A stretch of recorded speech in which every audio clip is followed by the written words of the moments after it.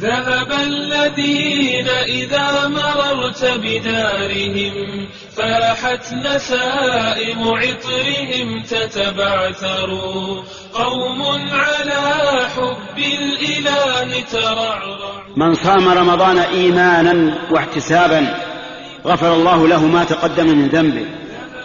ومعنى الإيمان هنا الإيمان بأن الله فرضه، والإيمان بما في صيامه من ثواب. ومعنى الاحتساب أن الإنسان يحتسب على الله أجره في صيامه لهذا الشهر.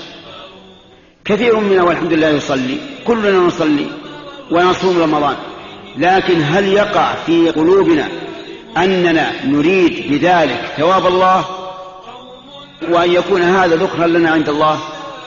أكثر الناس في غفلة عن هذا. أكثر الناس إنما يريدون أن يؤدوا الفريضة ولا يخطر ببالهم ثوابها، وهذا أعني كون الثواب يخطر ببال المتعبد أمر مهم.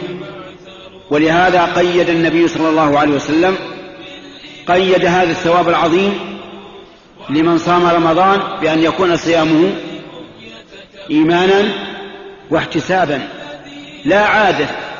سلف عظيم في المحامد ورثوا طه الكريم وبالعبادة أخبروا، رباه فاجمعنا بهم في جنة وأنر بذكراهم طريقا يعبر.